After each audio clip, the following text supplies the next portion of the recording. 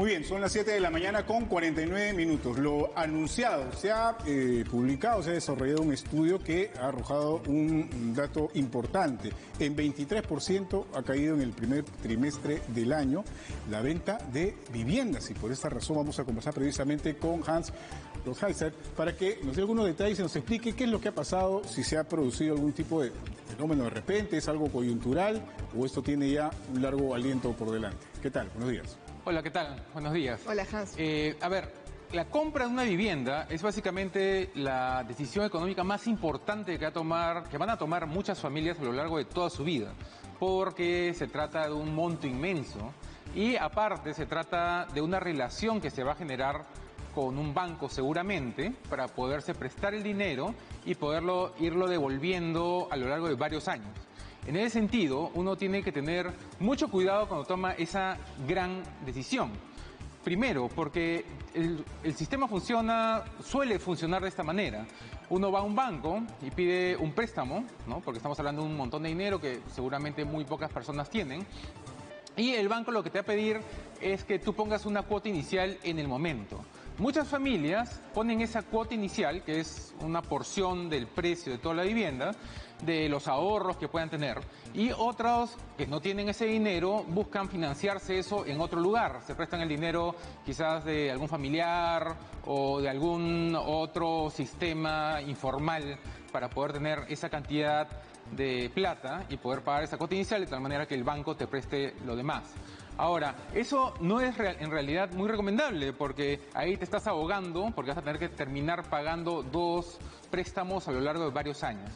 Entonces, en la medida en la cual esta es una relación que se va a generar por décadas quizás, tú vas a seguir pagando mes tras mes, vas a ir devolviendo ese préstamo a lo largo de un periodo de tiempo largo.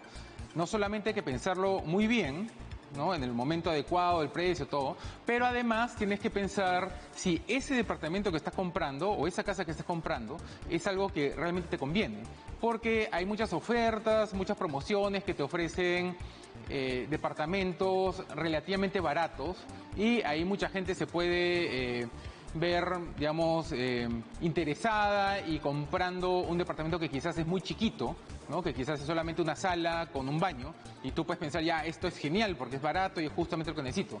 Pero esto lo vas a terminar pagando a 10, 15 años. Entonces tú tienes que pensar si de acá a esa cantidad de tiempo vas a seguir viviendo ahí feliz, ¿no? Quizás casado, con hijos y todos ahí aglomerados en un solo lugar, ¿no? Entonces hay que pensar muy bien ese detalle. Otro detalle que suelen recomendar, bueno, 3 detalles en realidad que suelen recomendar los que se dedican al tema inmobiliario es la locación y la locación también, ¿no? Ellos suelen decir que el lugar donde va a estar el departamento es quizás lo único que debería importar, ¿no? Porque de eso va a depender si lo puedes revender, si se va a deteriorar muy rápido, si efectivamente vivir va a ser algo agradable, quizás está muy lejos de colegios o está en una zona muy comercial donde vivir puede ser un poco molesto. Entonces, una vez que ya tienes todo eso claro, vale la pena entrar a la página web de Mi Vivienda y de Techo Propio, ¿no? Que son 2 programas del Estado que ayudan a las personas a poder adquirir vivienda, ¿no? En ese sentido, quizás estas personas que estaban quejando de que con esta Constitución no he podido adquirir una vivienda, quizás debería informarse un poquito mejor porque el Estado sí te brinda estas facilidades por las cuales con el impuesto de todos los peruanos terminamos ayudando a gente a que consiga su vivienda, lo cual es un fin noble, ¿no? Pero eso se está haciendo y nos cuesta un montón de plata. Entonces, que salga alguien en televisión diciendo que eso no existe es un poco molesto. Ahora, ¿por qué ha bajado esta cantidad de ventas, o sea, la cantidad de viviendas que están siendo vendidas? Según la Asociación de Desarrollo Inmobiliario del Perú, el sector inmobiliario formal peruano ha vendido 23% menos en el primer trimestre de este año que en ese mismo periodo del año pasado. Y aquí lo que está sucediendo es que, como decía al comienzo, la mayoría de las familias para poder adquirir una vivienda se van a prestar dinero y la tasa de interés que está brindando el sistema financiero formal ha subido significativamente por el contexto económico ahorita nacional y por una serie de razones financieras más internacionales. Entonces, como financiarse ahora es más caro, menos gente está accediendo a estos préstamos y por esa razón menos gente está comprando departamentos o casas. Ahora, hay que tener en cuenta que si tú tienes, digamos, si tú eres una de las pocas personas que tiene todo ese dinero ya ahorrado, el precio de las viviendas sí ha bajado un poco, ¿no? Por esto, básicamente porque el stock de las viviendas que están en ventas se ha incrementado en 11%. Si vives en una ciudad, en Lima, o no sé, en Trujillo, en Arequipa, seguramente te has dado cuenta que hay más anuncios de se vende o se alquila, ¿no? A lo largo, no sé, a lo largo y ancho de las ciudades, en distintas calles. Y eso es porque menos gente está comprando, menos gente está vendiendo. Y cuando un producto es un poquito más, más disponible, el precio suele bajar un poco. A las tasas que se han incrementado, si hacemos la comparación con la pandemia, donde encontrábamos tasas hasta de 5%, ¿no?, de crédito hipotecario.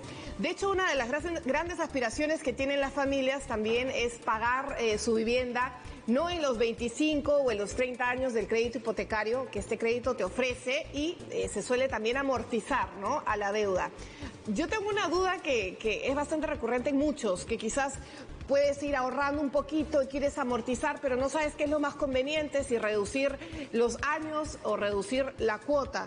¿Qué opinas? ¿Qué recomendación dar en ese sentido a los que están en esta posibilidad? ¿Tienen esta posibilidad? De hecho, esa es una variable importante. Cuando uno negocia un préstamo con un banco, uno tiene que pensar básicamente en las dos variables, no solamente en la tasa de interés, sino también en cuánto tiempo vas a estar pagando el préstamo, ¿no? Porque muchos bancos te ofrecen una tasa de interés más pequeña y lo promocionan como tal, y te dicen, mire, con otro vas a pagar menos tasa de interés, pero por más tiempo, ¿no? Y cuando pagas por más tiempo, como la tasa de interés es, o sea, se va sumando, o sea, se calcula sobre la base de lo que todavía no has terminado de pagar, o sea, si sumas y restas, vas a terminar pagando al final de los 25 años más dinero. Más dinero. ¿No? Entonces te conviene tener esa relación con el banco, o sea, que el préstamo dure la menor cantidad de tiempo posible. En esa medida, no solamente debes fijarte en la tasa de interés, sino también lo otro, y también durante esos 25 o 30 años que vas a estar pagando el préstamo, tienes la opción de renegociar o pasarte a otro banco, ¿no? Que ese es, digamos, un tema quizás un poco complejo, pero en el camino pueden venir otros bancos y decirte, ¿sabes qué? Pásate a nuestro banco, o sea, tu préstamo, yo le voy a pagar el préstamo que tienes con el banco A, yo se lo voy a pagar y tú vas a pasar a deberme a mí. Que te pueden dar una mejor opción. Claro, y son con otras condiciones, pero a veces esas condiciones te convienen. Claro, Entonces, pero esas condiciones, disculpa que te interrumpa, pero es una duda muy particular. Esas condiciones también pueden ir orientadas al tipo de tasa fija, tasa mixta, ¿no? Hay que tener en cuenta eso también. Sí, es cierto, pero por eso hay que fijarse bien las condiciones en las cuales estás, ¿cómo se llama?, accediendo a este préstamo o te estás pasando a otro banco, ¿no? Porque a veces, como decía hace un rato, puede venir otro banco y decirte, mira, con nosotros vas a pagar menos tasa, pero por más tiempo. Claro. Entonces, al final, sumando y restando, no te va a convenir. Pero, y es, de pronto, ¿qué tan recomendable es si uno ubica una vivienda, un departamento que le ha gustado por el precio, por el lugar y todo lo demás, y empieza a hacer la negociación con el dueño o la dueña del departamento, pero todavía, digamos, hay una cuota de hipotecas que se deben pagar? ¿Es recomendable, involucrarse en un negocio, en una compra de esa naturaleza? Y si es el caso, ¿qué factores deberíamos tener en cuenta? Claro, tú te refieres al caso específico en el cual tú le estás comprando a alguien que no terminó de pagar su préstamo. Exactamente, claro. Entonces, cuando tú entras ahí a comprar esa vivienda que ha sido pagada a medias, tú tienes que asumir, o sea, tú estás como que pagando una cantidad al banco y otra cantidad a la persona, ¿no? Ahí tú lo que tienes que buscar es que todo esté saneado, ¿no? Porque cuando tú negocias cuando tú vas a negociar con tu banco el préstamo para poder pagar eso, tu banco también se asegura, porque para ellos no es negocio prestarle a alguien que no está haciendo una buena inversión, ¿no? Entonces, típicamente, el banco que te está prestando el dinero, ellos mismos se fijan, ¿no? Y te dicen, oye, esta propiedad que estás comprando no está saneada, tiene quizás un juicio pendiente, o no sé, o quizás informal, nunca lo registraron en registros públicos. Entonces, ahí saltan esos problemas que tú tienes que sanear porque, como decía, vas a estar atado a esa propiedad por varios años. Entonces, te conviene hacerlo todo bien. Claro. Si estás seguro de que todo está saneado. De que todo está saneado. Ahora, Hans, finalmente, hay quienes optan por un inmueble también por un tema de inversión. qué tanta rentabilidad da un inmueble en un contexto donde los bancos ahora por depósito, por ahorros, por plazo fijo te dan 6, 7, hasta 8% algunas entidades bancarias. O sea, cuando compras una vivienda como inversión para alquilarla o quizás para arreglarla y después venderla, revenderla, ahí eso ya es un negocio, ¿no? Entonces tú ya tienes que, ahí ya las consideraciones son otras, ¿no? Ya tienes que empezar a pensar, digamos, a planear cuánto crees que va a subir el precio, va a bajar, y ahí entra en colación tu percepción de lo que va a pasar con el país, por ejemplo, ¿no? Si van a haber elecciones, si algún candidato está ofreciendo regalarle tu inmueble a una persona que vive ahí, como ha pasado en las últimas elecciones. Entonces, ahí hay que tener cuidado porque la legislación en el Perú cambia un montón, ¿no? Entonces, por momentos está a favor del inquilino, o sea, si tú alquilas un inmueble o compras un inmueble para alquilarlo, a veces la legislación está muy a favor del inquilino, de tal manera que el inquilino, o sea, tú le alquilas a una persona y esa persona te deja de pagar simplemente y no tiene, o sea, el proceso legal para sacarlo nomás puede durar un año sin que te pague nada, ¿no? Entonces ahí invertiste con mucha ilusión, ¿no? Para que eso sea quizás tu fondo de jubilación, ¿no? O sea, quizás tú estás comprando este inmueble para que con esa renta que tú saques de alquilarlo mensualmente, con eso vives de viejito, ¿no? Pero a veces pasan estas cosas, entonces hay que tener mucho cuidado.